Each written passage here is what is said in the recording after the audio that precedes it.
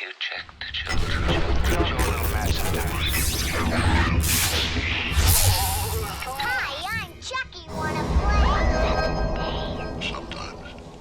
That is better. You're gonna need a bigger boat.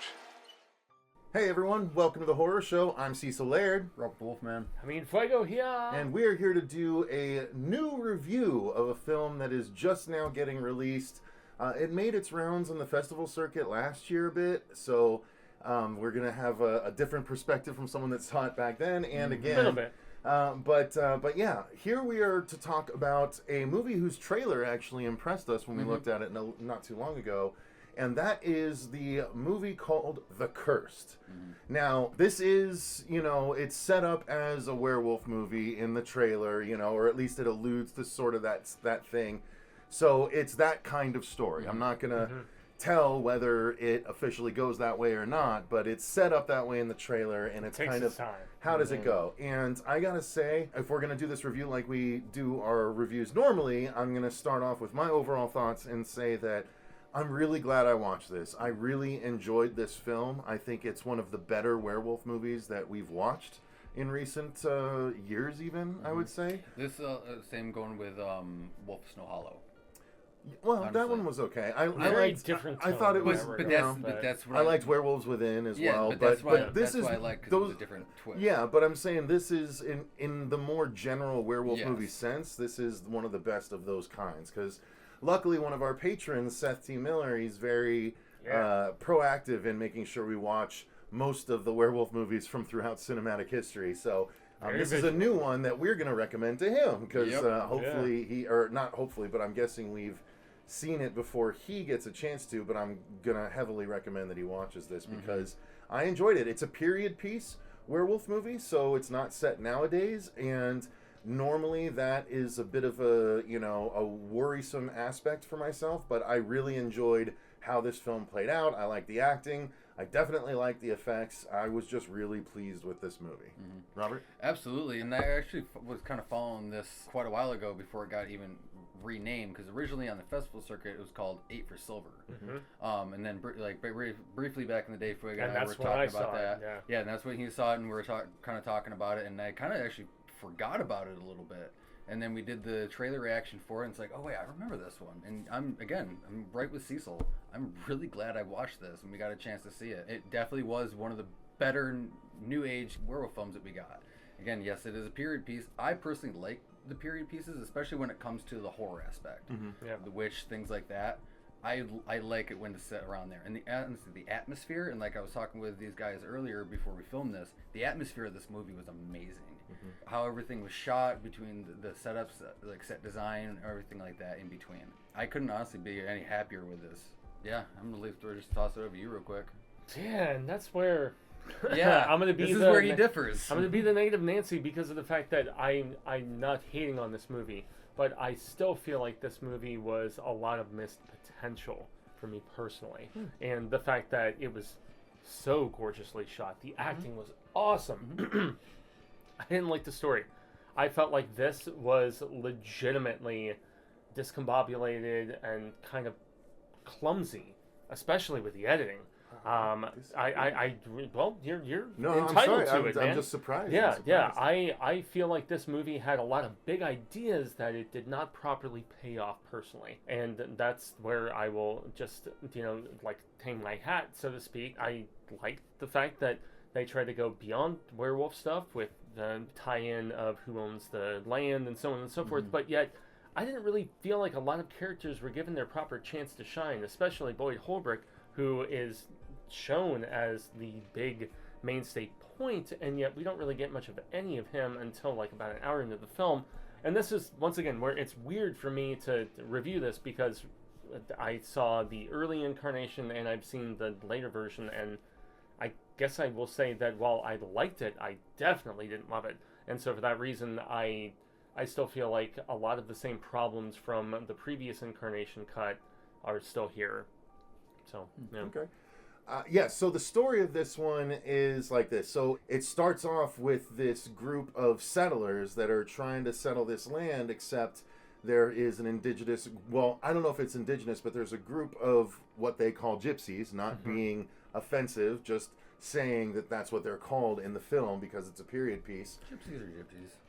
It's an offensive term nowadays. Yeah. Oh my It is. god. It is. No, believe me, I'm learning about offensive terms Jesus constantly. criminy So- craps, people. Dude, it's got it's got negative connotations. So, Yeah. so anyway, there are this group of people on the land already that are laying claim to it, and they have some mystical aspects to themselves. The people that are trying to settle the land, they end up doing it via very, very dirty practices, and one of the coolest shots in the film where they just play out an entire scene from a wide angle far away from what happened. And I thought, you know, yes, it's budgetary restraints. They didn't go in and do any close-up shots, which a lot of other movies would have done, but I respected the choice to keep it back when they did the way they did. But anyway, things don't go well for the people that are laying claim to the land. No. The settlers end up pushing their way in and dispatching of most of these people. And one of the things that these people have, especially two in particular that are like kind of the shaman of the group, so to speak, they have this set of silver teeth. Again, these are featured in the trailer, and they are buried with them after everything, you know, goes down. And it's a very brutal scene, and Very one of much the people loss is of limbs. strung up as a scarecrow. And so that's what happens to start, and then it goes forward, and now there's another settlement of people nearby, and they kind of avoid this area, but a group of young people, it's the kids of the people that came in and destroyed this group of people. So they're investigating this area, and one of them digs up the teeth and is taken over and bites one of the other ones. And then that kid ends up disappearing into the woods, and from that point on, there are some serious animalistic attacks that start to take place in the town. And you do slowly realize that there are creature aspects to it. And yeah, I mean, I really, it's crazy. I mean, look, to each their own, obviously, and it's just difference of opinion, but I really liked how the story played out. I thought it was a well-told and fully realized and well-paid-off story. I didn't get something when Robert told me something at, today when we were going to do the review. I was like, oh, I didn't pick up on that, but that's cool. It's a nice full circle, you know. Sadly, that's one of the big spoilers. So we're not going to say that. We can't say that and everything. But it was, I just loved how the story played out. I was really engaged the whole time, and it's not that I was surprised, you know, along the way. It played out kind of how I was anticipating, but only as it was happening. It's how you do it, if that's the case, and I thought they did it very, very well. No, I definitely enjoyed the story. I will say, in the beginning, like the first quarter, it was a little bit of a slow burn. I'm not gonna kind of bullshit on that. Almost the first hour, man. I did. No, I don't agree with the first like full hour and everything. There's just the because there was a lot of scene, building and like in getting the situations kind of developed and everything, but. One thing I will appreciate is some of the stuff that they do with the story is bringing in actual legends or stories of events that happened in France. We'll just say that, and it ties around into the whole werewolf aspect. If you guys kind of get what I'm alluding to. Yeah, I was totally unaware of this aspect. Yeah, and so now I feel like I need to go and research properly. Yeah, and that was, I think, was a really great touch to this, especially being this isn't your run-of-the-mill werewolf movie. Definitely. Yeah, you can. I would say Definitely. touch on it. It's the Beast of. So basically, the backstory is of the Beast of Gévaudan, and it's if you're familiar with that. Yeah, and that's where this whole like the name of the cursed comes from. So basically, the events of what happened in Gévaudan was basically the events of what we kind of get with this. Cool. So hence the title reappropriation. Yeah, and so honestly, on. I still wish they would have kept the original title of 8 for Silver, just because again that plays heavily into the story on the silver teeth. Which I love the story of the teeth. Yeah. I love the story. I do too because I thought it was awesome. It basically the whole was a Judas containment. aspect. Yeah. Like, Well, yeah. I mean, it's just a repurposing of like the 30 Coins series that we saw. It's just a different sort of take. HBO Max, man, check it out. There's a comic book series called The Silver Coin right now where there's some cursed coins going around, and the speculation is it's those sort of things too. I loved it. I loved the story of the because they teeth bring in and why they're cursed. Yeah, and then like just obviously there's a little bit of like a religion aspect when it comes with like the silver coins and things like that, but it's not overly heavy-handed. It's just a little sprinkle of salt for the story, just a little sprinkle of salt. But I really like it. I'm definitely gonna be putting this in my library. Yeah, me too. I'm definitely gonna be picking this up. Fuegos.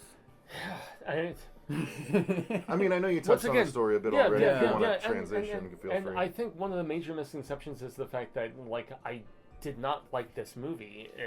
That's not true. I enjoyed it, but I guess I wasn't quite as, just fair. like, jazzed as it was, for you guys. And I do really feel like the pacing in the first hour or so is very slow. And, we see one attack and we see I was on board for there was development, though. I mean, this is where I'm so shocked that I am on an island for this film, because I feel like this is the kind of movie usually it would be like that him and I would would have like, liked. and And he didn't. It's development after the attack, like most movies along this line. There's usually a dead zone where that because there is a little bit of that whodunit attack, though, aspect. because of the fact that when the kid puts the teeth in, that's our presumed first attack. Yeah. But we get the later attack, which is where it's really which is dope too. Kind of putting our stuff down. All Of the attacks, all of the attacks, all of the attacks are awesome, man.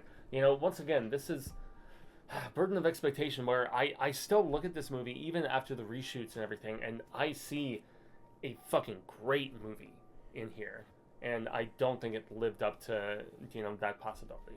So that's fair. Acting wise, I was impressed. I mean, we don't have to take forever to go through this review. I think the acting, was solid throughout. There was not a single person that took me out of it.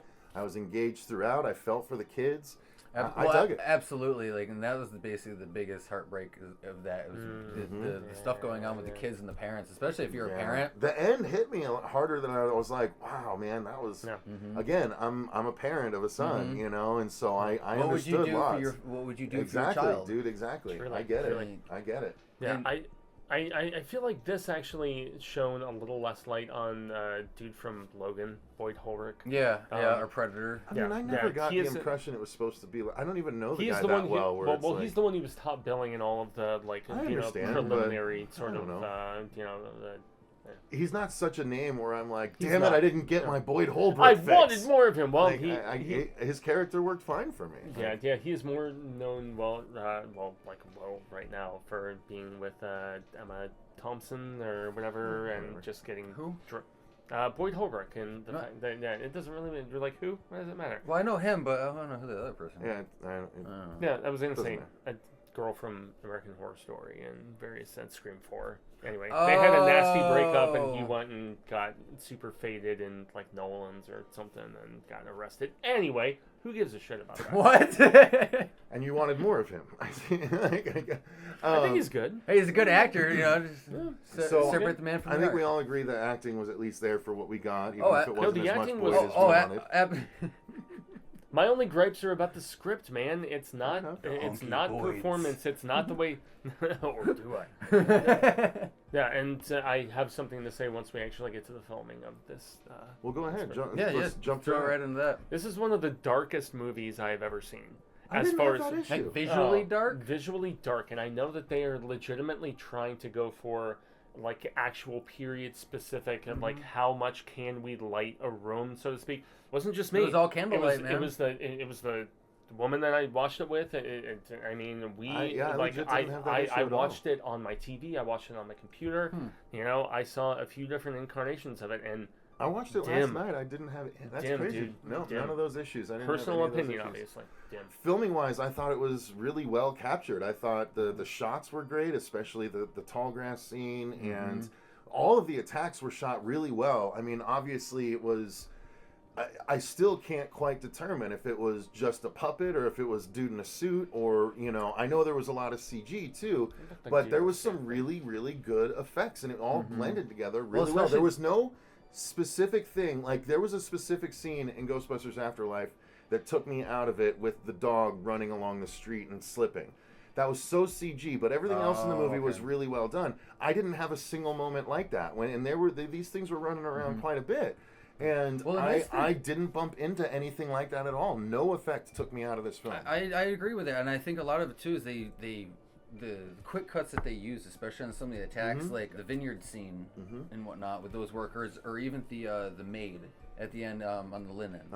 That honestly, I like that scene with the maid of the linens. That attack, that was shot really cool because it kind of took me back to the It miniseries from the 90s. Okay. That scene with the little girl and everything. Yeah. That's kind of what it reminded me of with that shot, and I don't know, just appreciated that. It looked cool. Yeah. So.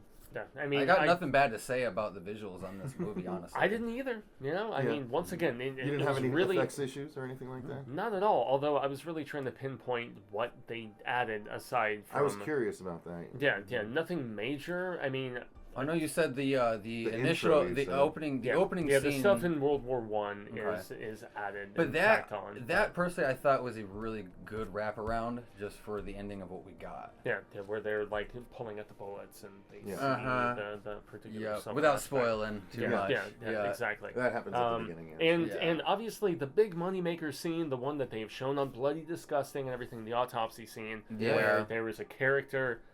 Almost like Bad Wolf consumed whole like sort of craziness. Kind of. Well, it was almost like awesome. Hemlock Grove for what they did. So yeah. basically, like they're inside still after the transformation. Yeah. Like, I dug that. It's I the money really scene, dug and that. it's why they have shown it in the promotional materials. I mean, without its fucking doubt, it's awesome. There were just so many good scenes, so many tense moments, and the attacks were awesome. The gore was there. There was so much to love about this movie, I thought. I'm going to mark it as a 4-star on my letterbox. Yeah, and I only had like 5 4-star movies last year.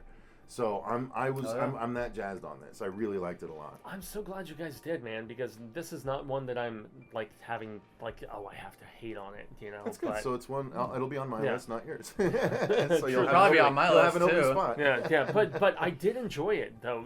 It's once again a missed opportunity is what I will double down on the fact that I think this movie could have been amazing, and because there was such great acting, because the set design, this was very much taking a cue from The Witch and from so many of these other period pieces, you know, and it's so weird. I just don't know what you feel like is missing because I just don't see what would have been missing. Like everything was a complete thing for me. But you know, again, to each their own. This is a case in point, guys. You know, we don't always agree on everything. So either way, I think it's a recommended all the time watch. that I can't believe you guys don't love. So no, it's a recommended watch for me. For sure. It's a cool, unique twist on what like a werewolf movie is typically. Yes, and I'll definitely double down on the fact that if you were into this particular sector of genre storytelling, definitely check this out. I'm not trying to dissuade anybody from watching this. Check it out and make your own opinion.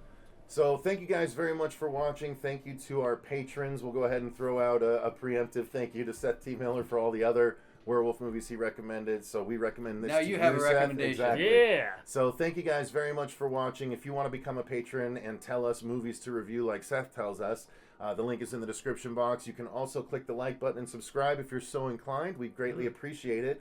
Until next time, though, I've been Cecil Laird. Robert the Wolfman. And gracias, Jaime. Fuego. And remember, stay scared.